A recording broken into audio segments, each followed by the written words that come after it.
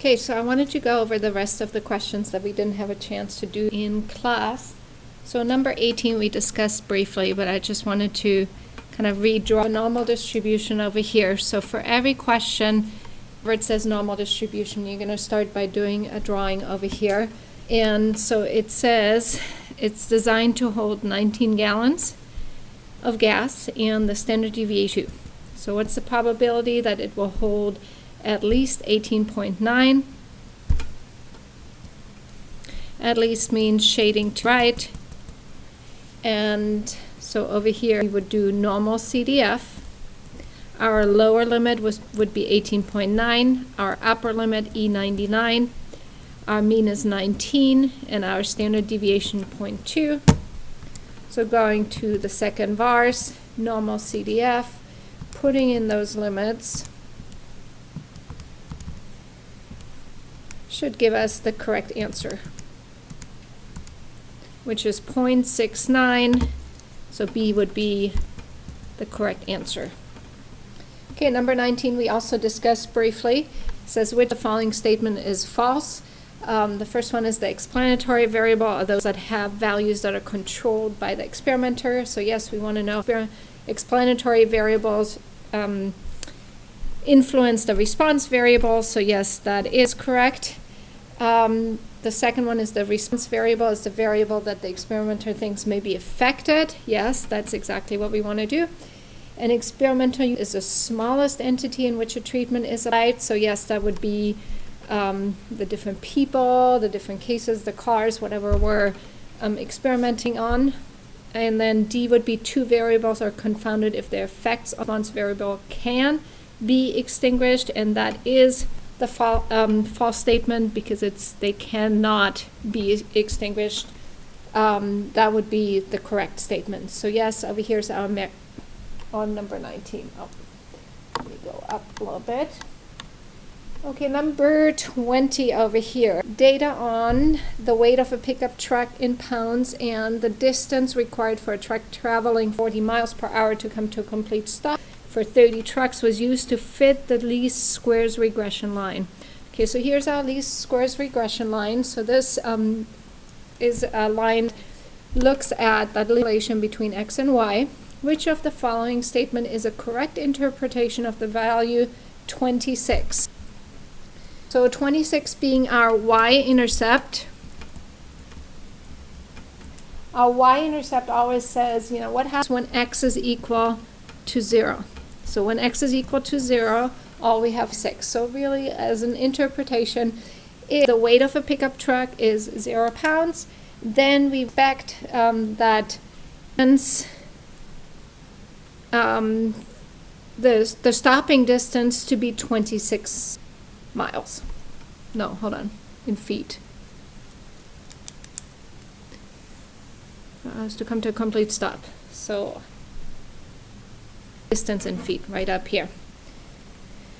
Okay, so on average the stopping distance increases by 26 feet for 1 pound increase. No, that actually would be like the slope over here. If we increased our weight by 1 pound, then our stopping distance would increase by 0.05, so that's not the correct one.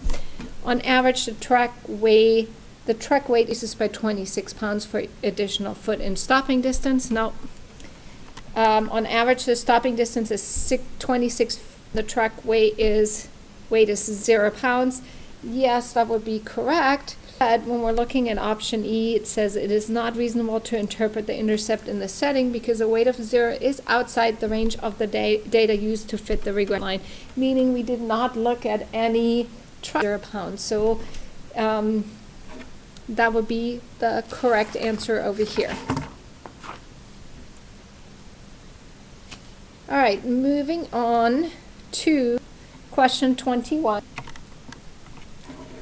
The faces of a 12-sided die, the numbers 1 through 12. If you roll this die 600 times, how many 9s do you expect to roll?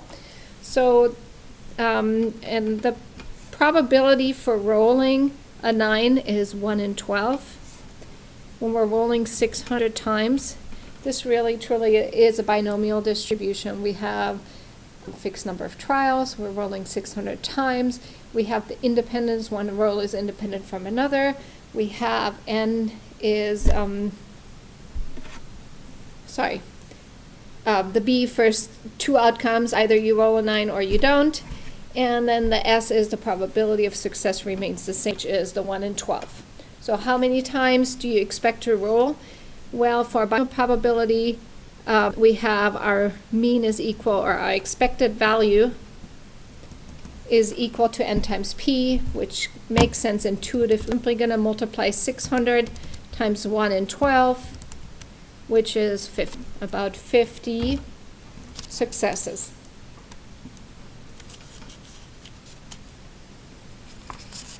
Okay, so we are moving on to question 22, which is on the next page. 22 over here, the table summarizes the number of exercising each day for a sample of 30 female college students. And construct a graphical display of the data distribution and then indicate what summaries you would use to describe center and spread.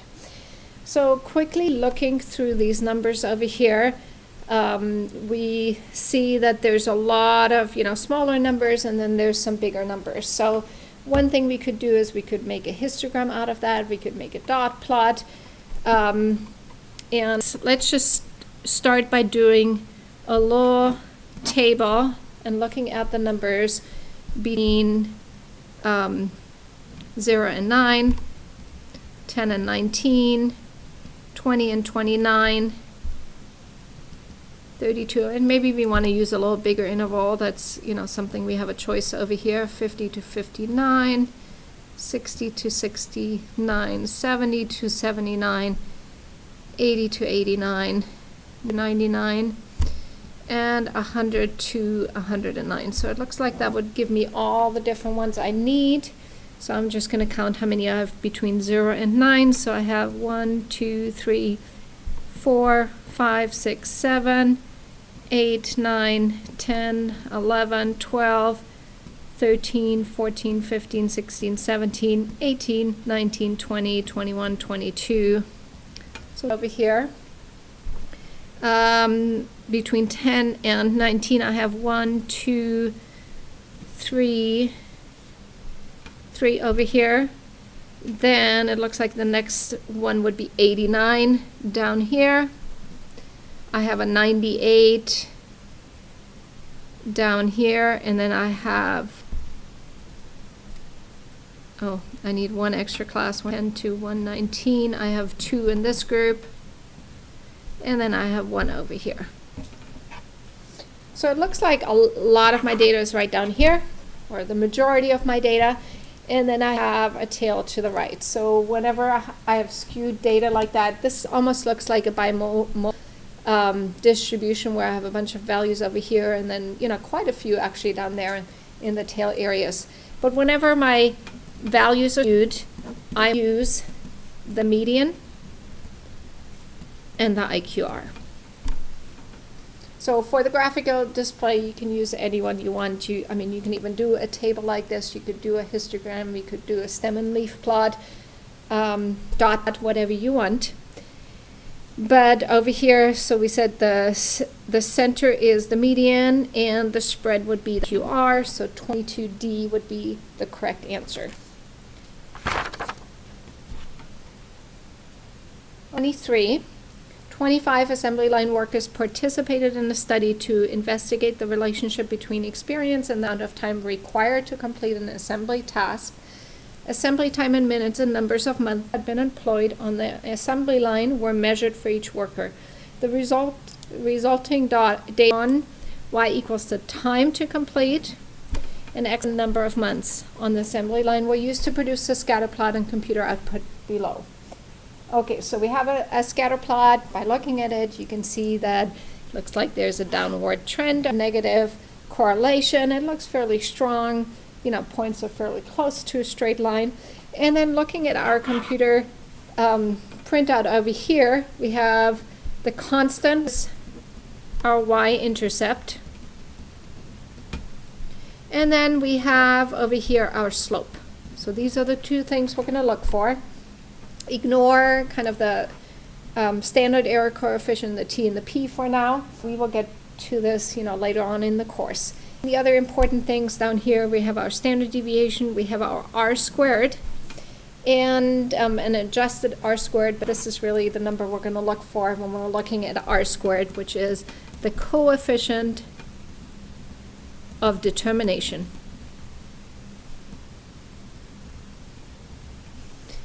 Okay, it says predict the time required to complete the assembly for an employee with 10 months of experience. So we're actually not looking at the R squared. This just tells us how strong it is.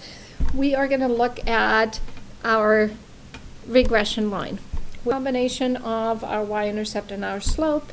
So we can say this is equal to 84.683. And then over here we have a negative slope of negative 0.30411 times x. The number of months, that is an x value, so we're going to plug in x equals 10. So we have r equals 84.83 minus 0.30411 times 10. So let's plug this in, 84.683 minus 0.30411 10. I probably could have moved that over myself, but that's 81.6419, which is A. So it's important you're able to understand like a printout, like a computer printout of the linear regression, because this is something that comes up in the AP test as well. All right, moving on to the next question. I know I'm going kind of quickly, but you can, stop and rewind or redo the as much as you want. So 24 says, which of the following stem and plots corresponds to the data distribution that is positively or right skewed over here? So kind of looking at the shape of each one of them, and if you have a back-to-back stem and leaf plot, you have to be just a little bit careful. But over here, this first one looks fairly symmetric. This one does a lot of the values right here and then a tail to the right. This one has the majority of the values on the right and the tail to the left. The skewness is always in the direction of the tail. So our correct answer would be number 2, which is B. So always helpful to look at where most of your value is located. Okay, for number 20 says, for which of the following types of studies is it impossible to draw cause and effect conclusion?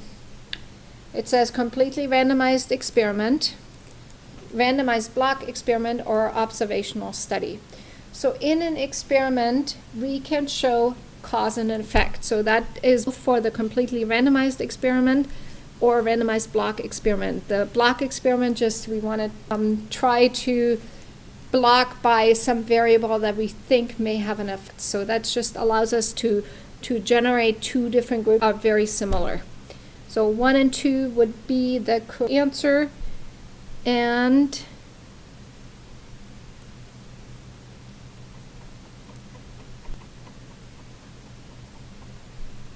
okay, 1 and 2 allows us to do cause and effect. I'm just looking at this, but which one is impossible is an observational study. So 3 over here would be the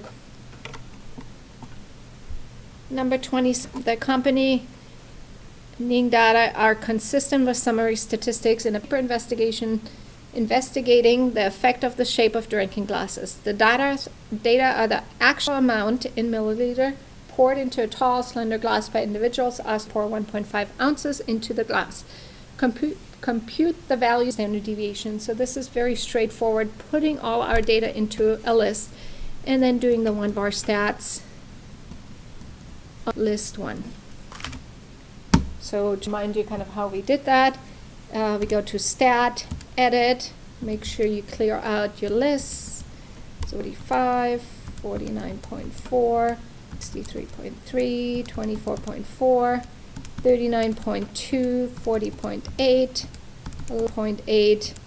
I'm going to do fairly quickly here, but on exam day, I really want you guys to go through your list and make sure that you didn't do any mistakes, because there's no way for me to check, you know, how you got your answer. So if you're giving me the wrong answer, then I have no way of knowing. However, you are going to write down that you're doing the 1-bar stats, so at least I can follow your calculation, hopefully. So 1-bar stats, list was L1, frequency list, we are going to clear that out. So you don't want to have a second list there, because we put all our data into list 1. So going over 1-bar stats, we have X bars 44.23. And then looking at the standard deviation, we're going to assume this is all data, so we're going to choose that first standard deviation, which is the 17.1. So our correct answer is 17.18 over here. Very similar. And let's move on to the next question. For number 27, data on tipping percent for 20 restaurants tables are here. Value of the median for the above data set. So you can put all those values into a list. You can do the 1-bar stats again, and that's going to give you, like the previous, if I go down to median, it's going to give me the number. Now, this is different sample data than the previous question, so I would have to do all that again. This is really helpful if you're trying to, you know, really any summary stats, or if you're trying to do a box plot or something, there's your 5-number summary. So let's look through this list of numbers. We're going to do it manually just because it is a fairly small data set, but we do have to arrange it from smallest to greatest. So I'm just going to so 0 is my number. It looks like 6 is my next smallest number. Then I have, let's see, 11.0. I have a couple 11.0s. So I have 2 of those. Then I had an 11.4. Next one is maybe the 12 over here. Looks like it's the next smallest, 12.9. So make sure you rearrange those numbers. If you're doing the 1-bar stats, you don't have to worry about it, because it will be automatically arranged for you. So 15.1 looks like the next one, and then 15.6. The next one is teen over here, and then maybe 20. So 20, and then 25. Then we have 27, 28. And let's see, 30 is the next one, 30.1, 30.9, 40, and 40, 56.2, then we have 60, and the last one is 106. If I ask you to describe this, again, it looks like, you know, most of our data is down here, and then there's a couple values, so this looks like it's skewed to the right. And so our median is the midpoint. We have 20 values, so when I have 20 values, I know my median is located at 20 plus 1 divided by 2, which is 10.5. So it's going to be located between the 10th and the 11th, so I can just count down to that, or I could start crossing out from the front end. So 1, 2, 3, 4, 5, 6, 7, 8, 9, 10, and here's 11. So 2, it's located right in the middle. So it's 20 plus 25 divided by 2, which is 22.5. So the median tipping percentage is 22.5 over here, which is answer C. All right, number 28, a survey from submitting the following form solicited the following responses. So looking for the age, the gender, level of job satisfaction, annual income. These corresponds to categorical data. So age is numeric, gender is categorical, level of job satisfaction, you know, are you satisfied somewhat, completely, those are categories, and annual income is numeric. So over here, 2 and B would be the correct answer. So hopefully that would be one of the easier questions. I know they have kind of very variable of difficulty. A study is commissioned to determine whether piglets gain body mass more rapidly when a certain hormone is introduced into their feed.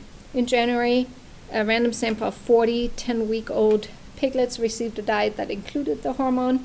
16 weeks later, the average weight increase is determined. So these were followed over 16 weeks. A similar experiment is conducted the following June with a random sample of 36 piglets, except the hormone is removed from the diet. So which of the following do you think presents the most serious flaw over here? And over here, let's look at our answer. So the presence of a confounding variable, the presence of sampling bias, absence of experimental control. We do have an experimental control because in that second study they did not, they had no treatment in the second one. Bias, no, it looks like the measurements are probably correct. And inadequate information regarding dietary needs. So what is it? Is it the sampling diet? Is it confounding variable? What could affect the gain over here? And so it's going to be the confounding variable, and most likely it's going to be, we're comparing January, so it's a different season. Maybe the pigs put more weight on in the winter it's cold in order to keep warm, or, we don't know that. So the reason for believing that.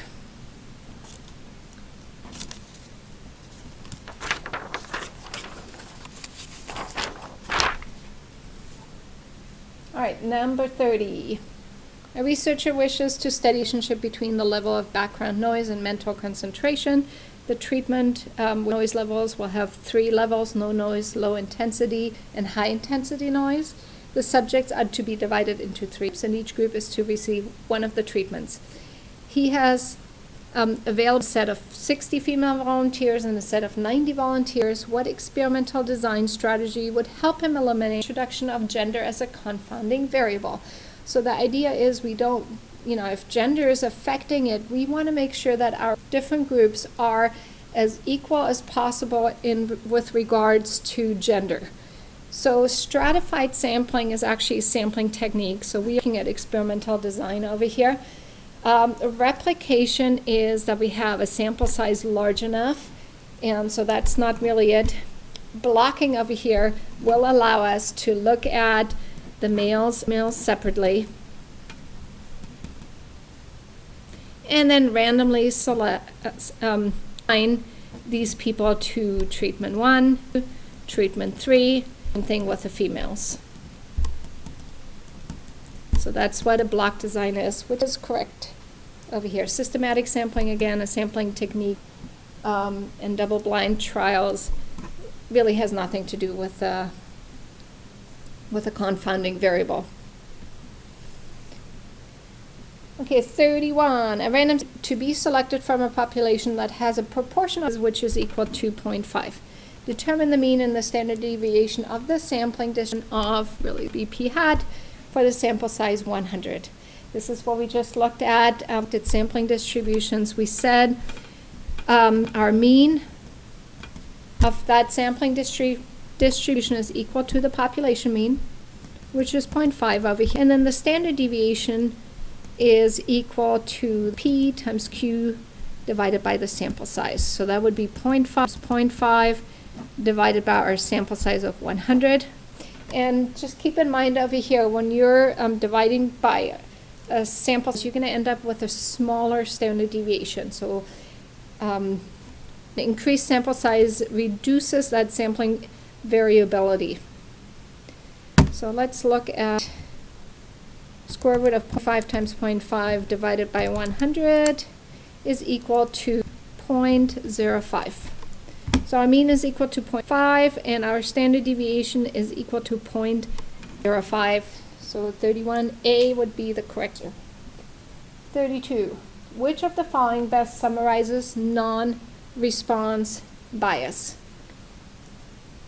A tendency for samples to differ from the corresponding population as a result of systematic exclusion of some part of the population. Okay, so that's actually under coverage. Maybe the way we collected the sample, we were at a certain location, certain time that is a part of the population.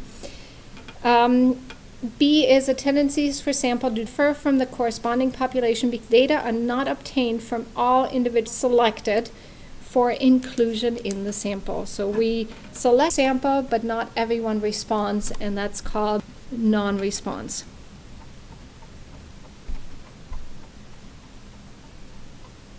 Bias. So this one would be correctly.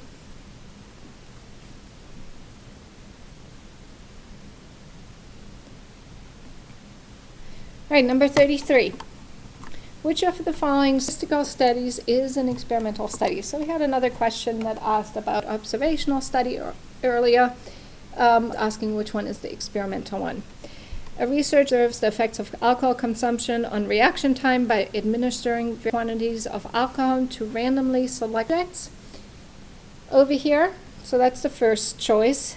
A study is conducted to see if exposure to increased carbon dioxide increases tomato yield. Tomato plants selected at random and are then exposed to various doses of carbon dioxide. Third one is 2 random samples of senior adults are selected. The first group watches a 30-minute presentation on Medicare fraud, while the other group does not watch the presentation. A survey is then administered to measure the confidence the subject has in the healthcare provider. And then the next one is all or none of these. So really, when you're looking at each one of them, each one administers a treat. We have the various quantities of alcohol. Over here, we have various of carbon monoxide. And then the third one, we have watching the video and does not watch the video. So each one actually is an experiment. So all of these are experiments. So D would be the correct answer.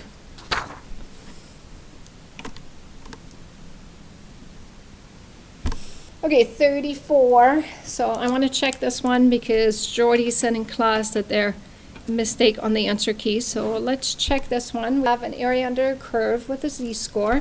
So z-score has a 0 right in the middle, negative 1.8.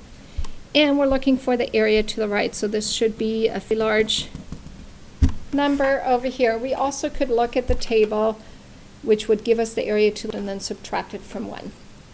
So I don't have my table available over here. I'm just going to go with a normal CDF going from negative 1.8 to infinity, and then using 0 and 1 as my mean and my standard deviation. And we can check over here to make sure that we get the correct answer. So negative 1.82 up to infinity, that's already selected. I have 0 and 1. And the answer is 0.9656. And our answer key says 34 is D. So yes, there is a mistake. This should have been a 6. 9656. Number 35. A business has 5 customer service telephone lines. Let X denote the number of lines in any given time. Suppose that the probability distribution of X is as follows. So we have it over here. We're trying to find the standard deviation of X. Now, if I'm asking you to find the mean, it's fairly easy to do 0 times 0.1 plus 1 times 0.2 plus 2 times 0.035 and so on, and then find that sum, and that's going to give me that probability distribution or that mean. Now, for the standard deviation, it's going to be a lot easier to enter it in a list. And what I want to do is I want to put my random variable into list 1, my probabilities into list 2, and then I'm going to calculate that. So 1, 2, 3, 4, 5. Here's the probabilities. Sometimes, I may have a blank there, figure out what's the missing one, which my probabilities have to add up to 1, so that's fairly easy. It's easy to see if something is a probability distribution, looking at whether they add up and making sure that each probability is a number between 0 and 1. So stat, calc, 1 bar stats. This time I do need list 2 in my frequency list. And my X bar is 2.2. So it looks like 2.2 lines are used. And my deviation, since it's a probability distribution and all my probabilities add up to 1, it actually only gives me the population standard deviation.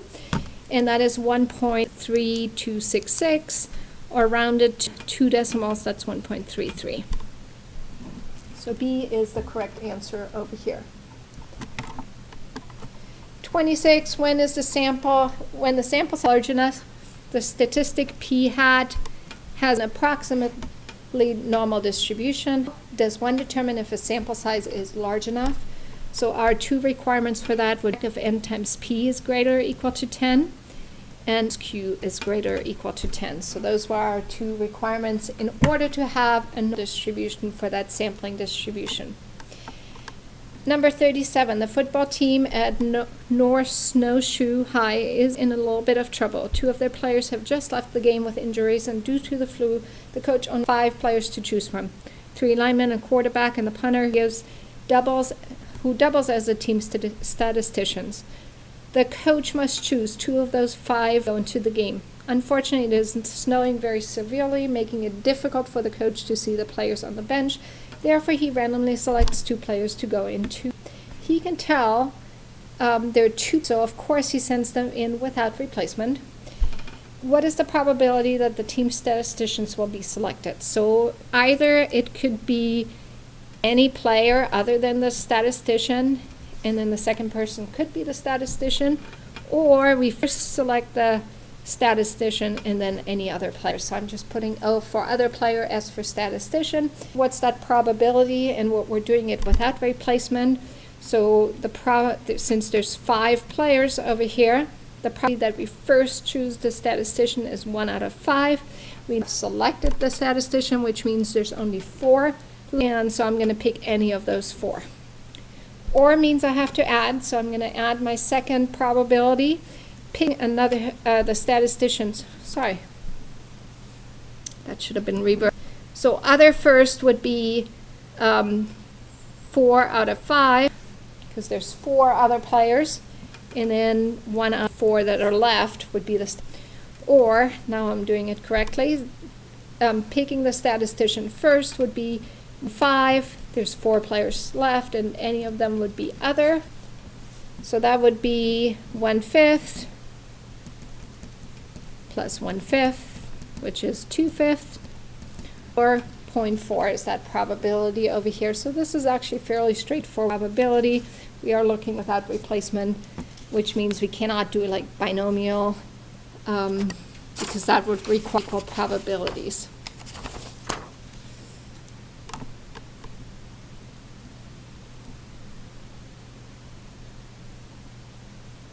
Okay, so looking at this question over here, it says during the first 3 centuries AD, the Roman Empire produced coins in the Eastern Cis. Some historians argue that not all these coins were produced in Roman mints, and further that local provincial mints struck some of them. The style of coins is difficult to analyze. The historians would like to use metal analysis as one tool to identify the source mints of these coins.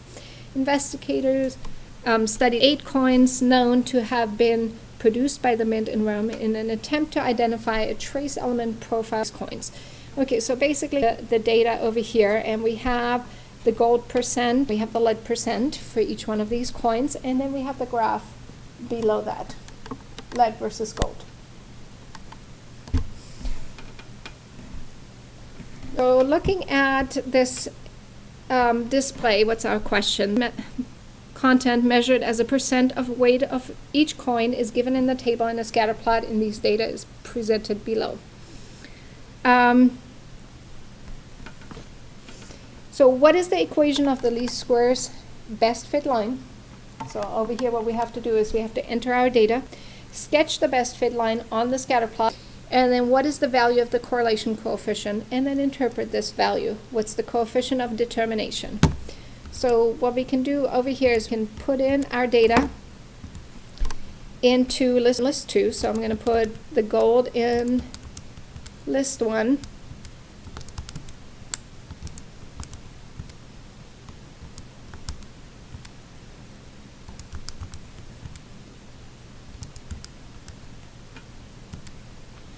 All right, so that looks good. 0.2, 0.23, 0.18, 0.5.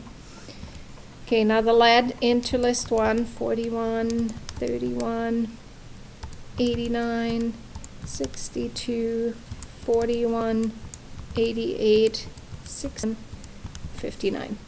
Oh, all right. Let me clear out my list too. Try this again. If you don't have the same number, it's going to give you an error. Always helpful to actually clear it out before you start typing into it. Okay. Go to linear regression, a plus bx or ax plus b. Let's go with number 8. We have x list and y list in L2. We want the frequency list to be blank, and then that's going to give us the equation. So it's a plus bx, where a is 1.306, and usually we use 3 decimals. B is negative 3.635. R squared is 0.02, and then R is negative 0.549. So a lot of different numbers over here. So least square regression line, that's the y hat. Plug in those numbers.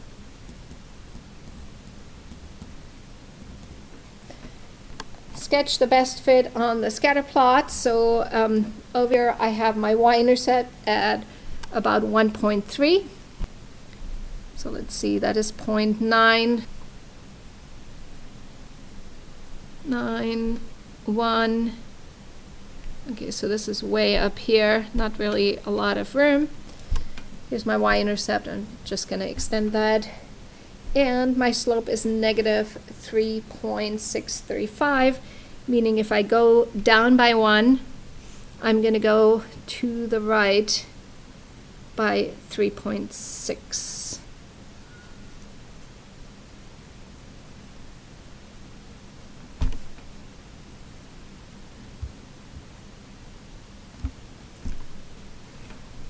Okay. And maybe we just want to plug in a point. It's probably going to be a little easier than actually graphing that slope. So let me just plug in maybe 0.2 for my x.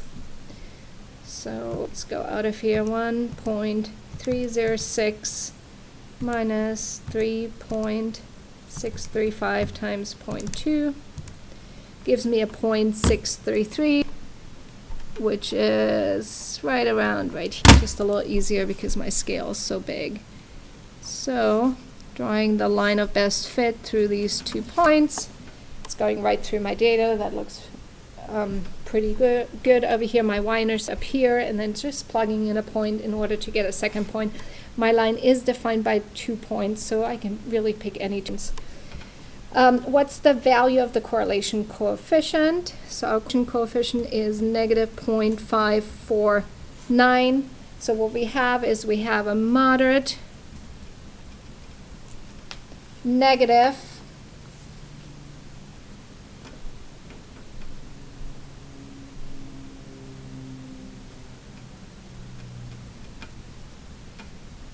linear correlation. So you can for sure expect to have some linear correlation regression on the exam, because I didn't put it on either one of our previous exams, but it is very important. So we have the linear correlation coefficient. I can interpret that with the strength, the direction, and I have to state that it is linear. What's the value of the coefficient of determination? So that's my r squared is 0.302 or 30.2%. So that looks very, very weak over here. And how do I interpret that? I say about 30% of the differences or of the variation in lead content can be explained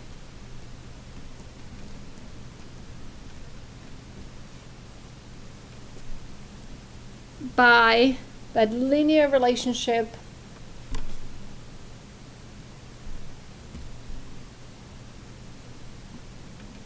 by the variation in gold content.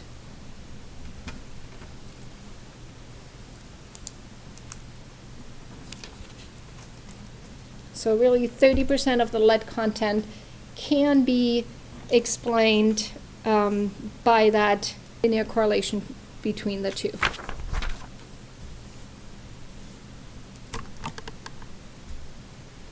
All right, number 39. The last football game, the senior football players walk through a specially constructed welcoming arch two abreast. It is considered unseemly to bump each other on the way through, so the arch is wide enough for two players to go through. Distribution of width of football players with shoulder pads on is approximately normal. Mean padded player width is 30 inches and the standard deviation is 5 inches. Let the random variable W be the width of inches of particularly selected padded football player over here. Since this is a statistics test, the carpenter who will be constructing the arc has only metric measurement tools, must convert all the information above to metric measures, and we're going to use the conversion 1 inch is equal to 2.5 centimeters, and we define a random variable M to be the width in centimeters of a randomly selected padded football player. What are the mean and standard deviation? So when we're multiplying times 2.5, both of those values are simply going to get multiplied over here. So mu M is equal to the mean weight of 2.54 W, which is just 2.54 times mu W. So simply 0.54 times 30, which is 76.2. The standard deviation, and let me just move over to the space below. Standard deviation in meters is equal to that standard deviation of 2.54 W, and what I can do is I can pull, it's just a constant over here, so this is just equal to my standard deviation from above. So 2 times 5, which kind of makes sense. All I'm doing is I'm changing it to a different unit. So I'm taking my answers and I'm simply going to multiply them times 2.54. Okay, second part. Suppose the football players are paired randomly to go through the arch. Define random variables. So this time we're adding the two weights to be the collective width of two randomly selected football players. What are the mean and the standard deviations? So this is what I went over in class, briefly over here. So what we do is when we're doing the mean of W1 plus W2, I'm simply going to add these two together. And since each player has mean, and we're back looking at inches, so we're going with our original numbers over here. So the mean is 30 plus 30, which is equal to 60 inches. Now my standard deviation, I have to be a little careful. So this time I have W1 plus W2, and when we're looking at the variances, we can simply add those variances. But if I'm looking for the standard deviation, I have to first add the variances and then take the square root of that.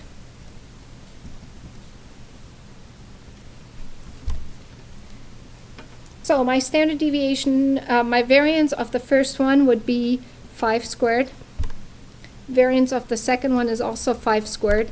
And then the square root of that, so that's square root of 25 plus 25, which is the square root of 50,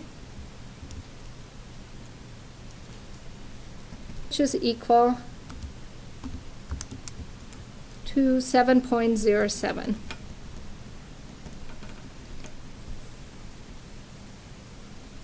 Where I mentioned in class, whether we're adding or we're subtracting, we're always going to add these standard deviations. So just be aware of that. So that's basically part B over here. And then part C, suppose that we want to add an extra 10-inch separation over here.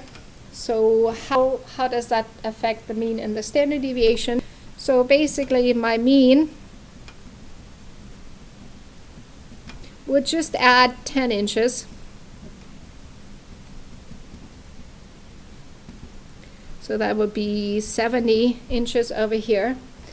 And then what happens, standard deviation, my values all get 10 larger, so my variation unchanged, my standard deviation. So my standard deviation of 10 plus W1 plus W2 is still 0.07 inches, because remember, variation looks at how far these from each other, from the mean, and since they have the same variation, that's going to be unchanged. So maybe a little more difficult questions than a lot of the other questions we had. Okay, so over here we have a cumulative frequency distribution. So the important thing about cumulative distributions is that they give a running total, and you can, read through the question on your own. But it's asking really all questions from our graph over here. It says approximately what % of nitrogen concentration measurements are less than 10 milligram per liter.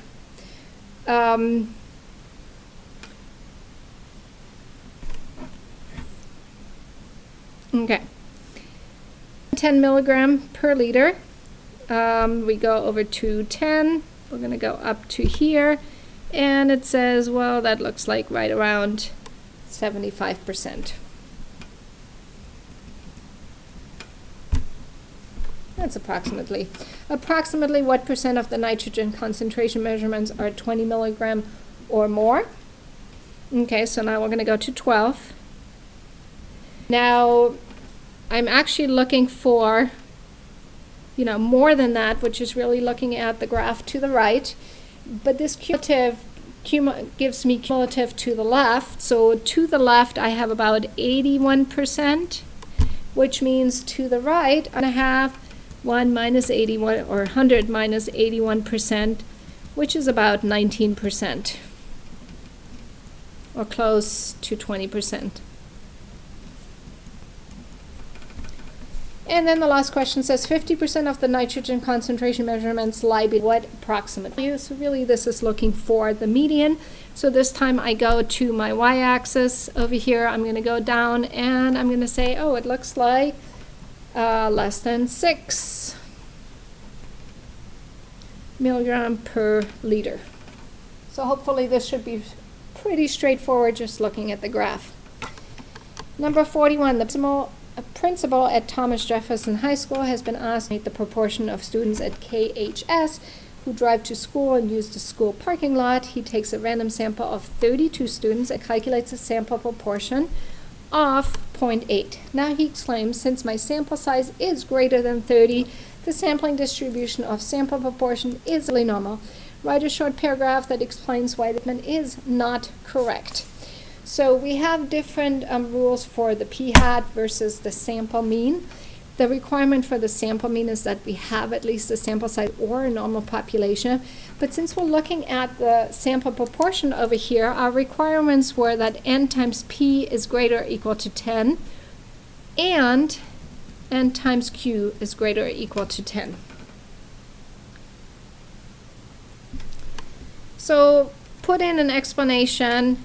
The principal statement is not accurate because he checked for the wrong request. So he really checked for normality for the mean instead of the proportion. In order to be normal, or for the proportion in order to be normal, he needs to check that n times p is equal to 10, which means in our example we have 32 times 0.8. And let's see what that is.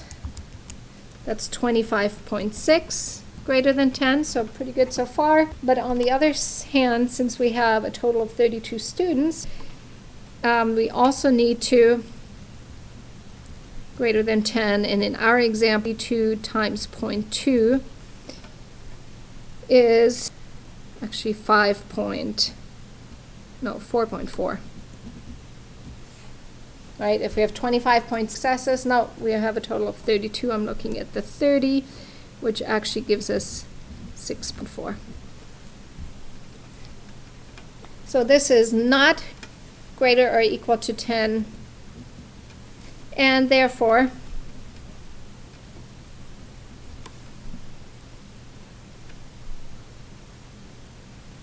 we cannot assume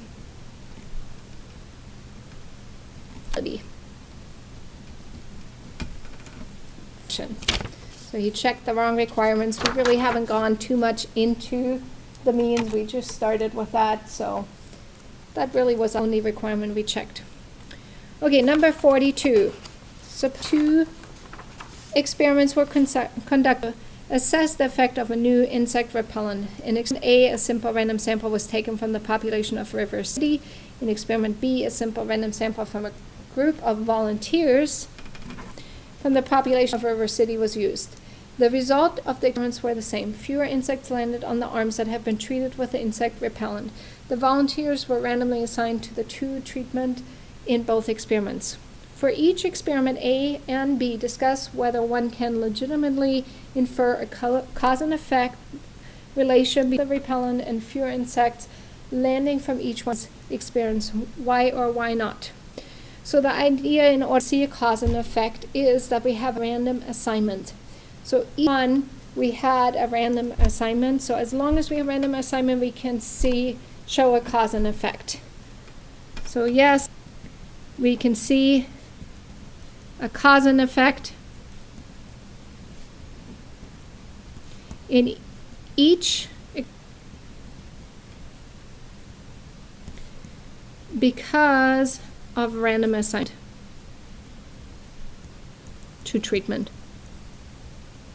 For each experiment, A and B discuss whether one can legitimately generalize to the population of River City from each of these experiments.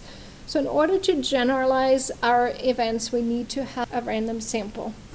It says for group A, a simple random sample was taken from the population. The second one was volunteers, meaning it was a self-selected sample over here. So therefore, we can only analyze the results from experiment A. So experiment A had a random sample, or a random sample, which allows us to generalize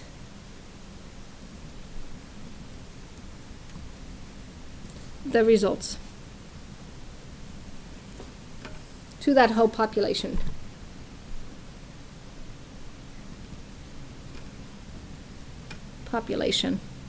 Example 2 did and therefore cannot be generalized.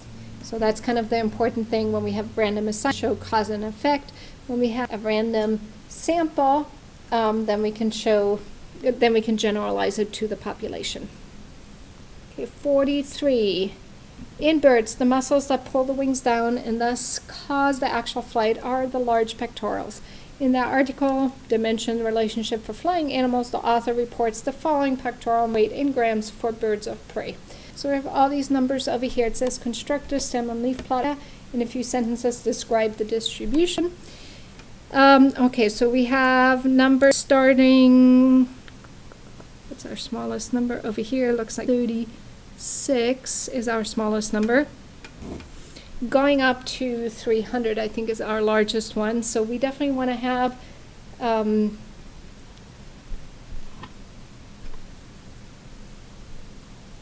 so we have a wide variety, and we actually need to have 2 digits in our leaves over here. So we're going to start, actually, let's go this way. 0, 1, 2, 3, 4, 5, 6, 7, 8, 9. I'll put it here. Sorry, there's not a lot of room on the page.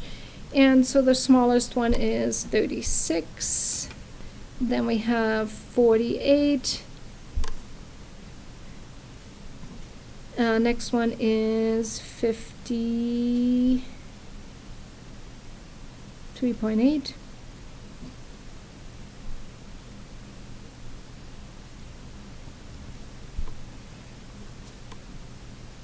Then we have 8.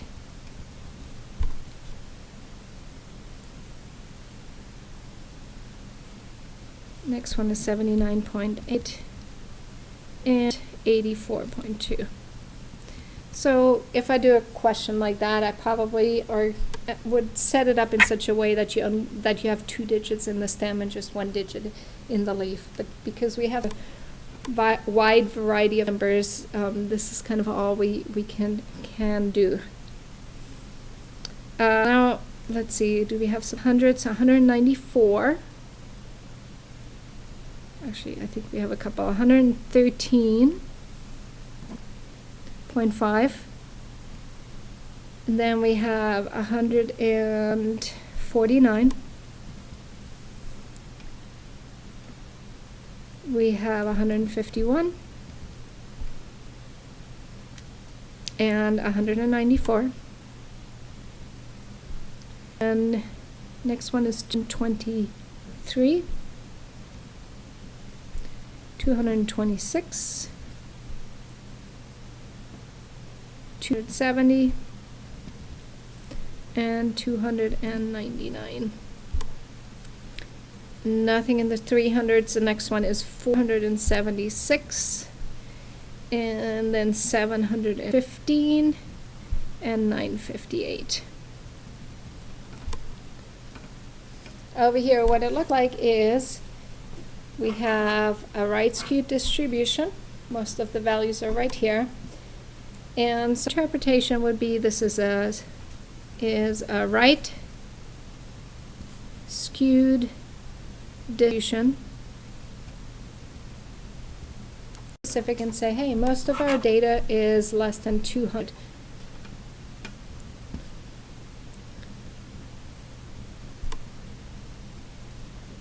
Be good.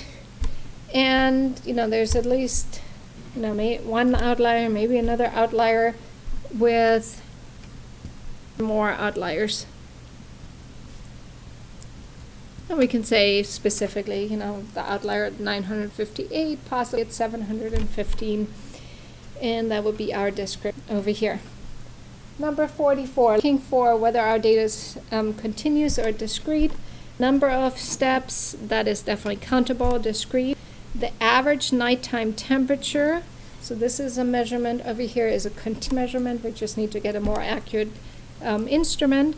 The number of forks in your kitchen, that's definitely a whole number, discrete. Number of sentences, again, another that's a countable, discrete. The circumference of a California circumference measurement, again, measured on a continuous scale. The number of grams of sand it takes to fill a jar, and that is a number again which is discrete. So for each one, is it countable or is it really a measured on a continuous scale? We can get more and more accurate depending on our instrument of measurement.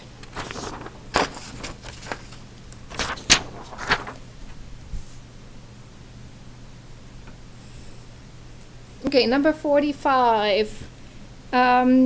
We do have actually our coins from before. It says calculate the numeric summaries over here, finding the 5-number summary. And let me see if I have these numbers still. Oh no, these look like they're different. 0.2, very, very similar. So let me clear out these 2 lists. Oh.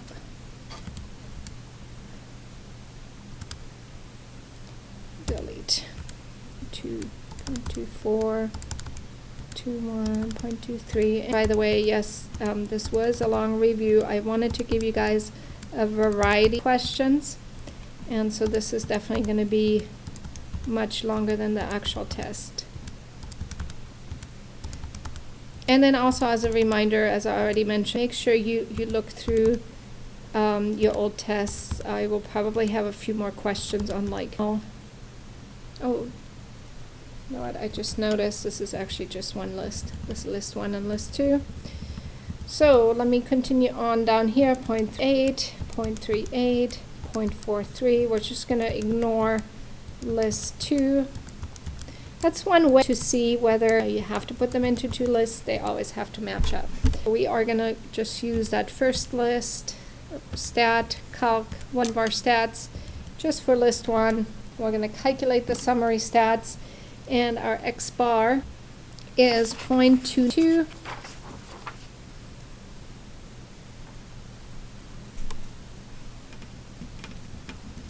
Going down, the standard deviation up. Sample standard deviation is 0.111. My median is 0.24.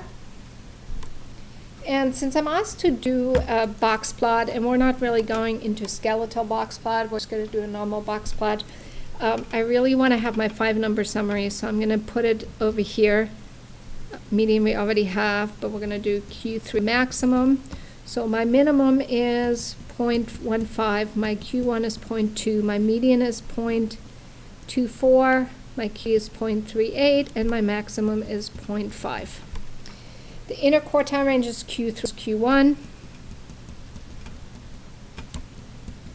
So 0.38 minus 0.2, that's 0.18. And then with that, I can make my box plot. Let's start with my scale first. I have values starting with 0.15 going up to 0.5. So let's say I do 0, 1, 0.2. Always do your scale before you start drawing your box plot. My box goes from Q1 to Q3, so from 0.2 to 0.38. My whiskers extend to my minimum and my maximum at 0.5. I can look at this and I can see that there's no outliers. But you know, in general, I can calculate the upper fence and the lower fence.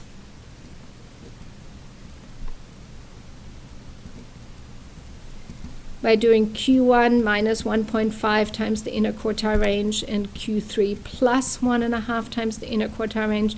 So really what that means is I take my box, I multiply it times 1.5, so about 1.5 times the length, and then add that to Q3, so maybe somewhere over here, and I add that distance or subtract it from Q1, so maybe somewhere over here, and then anything outside would be considered an outlier, and I would draw a dot over here. So we had an example like that on the first exam.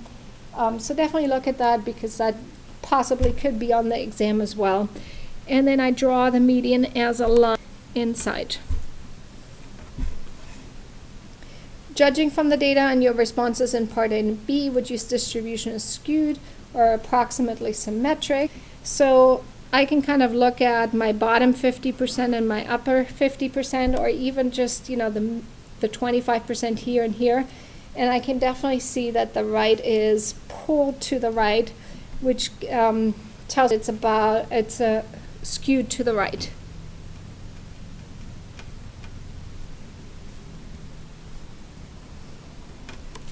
So I could say that upper 50% is much more is wider than the lower 50%. I can also look at the mean and the median. The mean is greater than the median over here. Or I can kind of this distance over here as well. So there's a number of things you can look at. For number 46, we're almost to the end. So consider sampling from a population whose proportion of successes is 0.1. As the sample size n increases, some characteristics of the sampling distribution of p hat change. Which of the following characteristics will change as n increases, and what is the nature of change?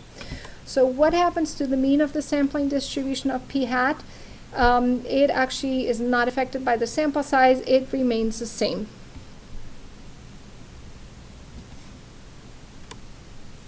And I can put that in a whole sentence. The standard deviation of the sampling distribution of p hat. So my sample variability is going to decrease if my sample size exists. So as the sample size increases,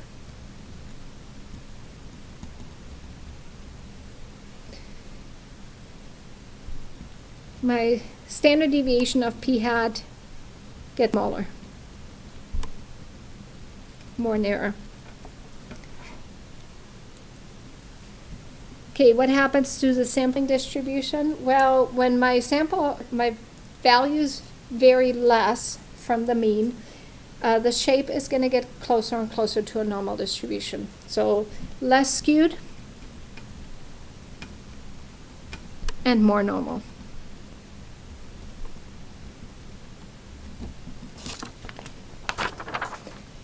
And last bit over here. Okay, so in a certain very large city, the Department of Transportation has organized a complex system of bus transportation. In an advertising campaign, citizens are encouraged to use Go DOT system and head for the nearest bus stop to be transported to and from the central city. Suppose that at one of the bus stops, the amount of time that a commuter must wait for a bus is uniformly distributed, random variable t. The value of t run from 0 minutes. Okay, so we have from 0 to 30 minutes, and it's uniform, therefore it's a rectangular distribution. Now my under the curve has to be equal to 1. My height is actually 1 over 30. Then what's the probability that a random commuter time will spend more than 12 minutes? So let's say we have 10, 20 here, so let's put 12 right here. To find this, we're going to do the width times the height. So that's 30 minus 12 is equal 18. And 18 times 1 over 30. I'll use my calculator for that. 18 divided 30 is 0.6. Probably could have done that in my head. Okay, so that would be probability, the answer over here. So uniform distribution, really straightforward, very simple, just finding the area under the curve, easier than normal in others. However, we've only done a few. We did some rectangular ones during the homework assignment, and we had one on the extra credit on the last exam, and a few examples in class. Okay. 48 over here, we're talking about an Australian snake. The diamond python is 8 feet long as an adult. In the study of the habitats of creatures, microtransmitters were attached to their bodies and their locations. The following table displays the location of these snakes by season. And so other category includes trees, logs, open ground, under, filtering, and so on. So suppose these habitat locations are representative of diamond python's behavior in the different seasons. Calculate the probability. So what we have over here is we have frequency distributions and probabilities. We're simply going to look excesses divided by the total. So randomly, the diamondback would be located in a building, given that it is spring. So that is a probability. Given that it is spring, we'll look at that. We're just going to focus on spring only. So that is looking at the first row. The probability in a building, well, there's 10 in a building, divided by my total of 353. And then I can change that to decimal. So let's do that. Is 0.0283. Usually helpful to round probabilities to at least 3 or 4 decimals. A randomly selected diamondback would be located other than in a building, given that it is spring or summer. So we're not looking at spring and summer, or summer, so both of these. And we're looking at other than in a building. So looking at both of these, so there's 343 plus 273 in that other in spring and summer. And then we're going to divide that by our totals of spring and summer. And that's 353 plus 39. So let me do this. 616. Divided by 353 plus 109 is 662, and that ratio is about 0.9305. And as a randomly selected diamondback is observed in a building or in summer. And so this time we're looking at building or summer. And we can use the totals, but if we're using the totals, we would have to subtract out the ones we counted twice. So building or summer would be probability of building plus probability of summer minus the probability of building and summer. Looking at, I'm sorry, I think I circled this. So building first, I have 63.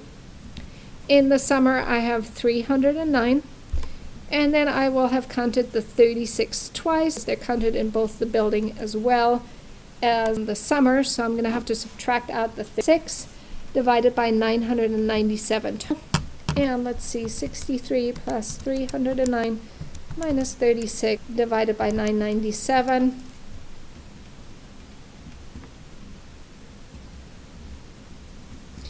Is approximately 0.337.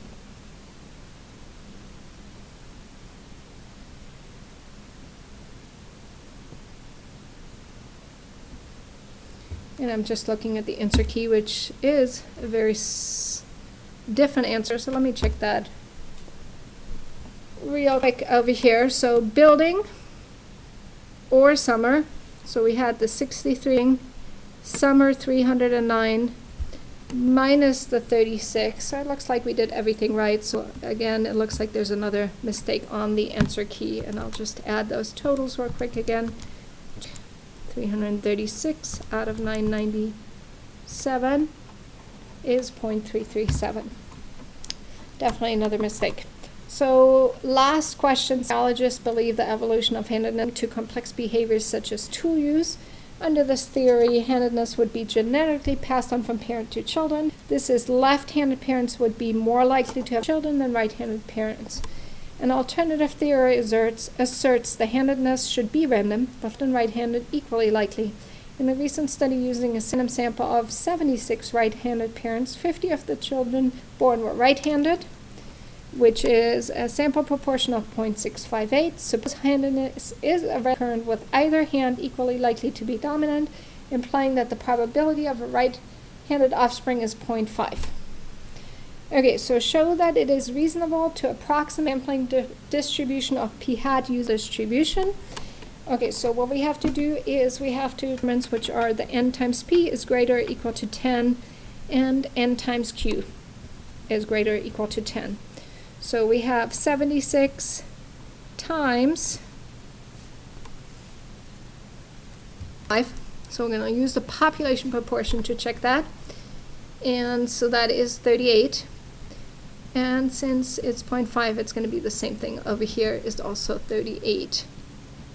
So both of these are greater or equal to 10. And there we have that normality.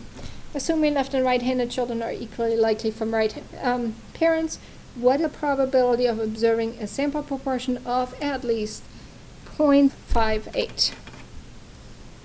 Okay.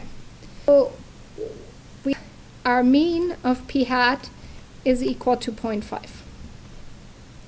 Our standard deviation on that is equal to 0.5, so it's p times q divided by the square root of our samples. So let's calculate what that is. Square root of 0.5 times 0.5, which is 0.25, divided by the sample size, so about 0.0574. So we can approximate this binomial distribution. Our mean is at 0.5 down here. We're looking for at least 0.658. So that's over here on the right. And since we've already shown normality, we can use CDF from 0.658 to infinity with a mean of 0.5 and a standard deviation of 0.0574. Let's calculate that. So normal CDF going from 658 to E99, that's already in there, 0.5 and 0.0574 is going to give us a probability of 0.0029 up to 30. Meaning it's extremely unlikely that the population proportion, that the proportion is equal to 0.5. So it's very extreme because you have a very low probability. And that concludes our review.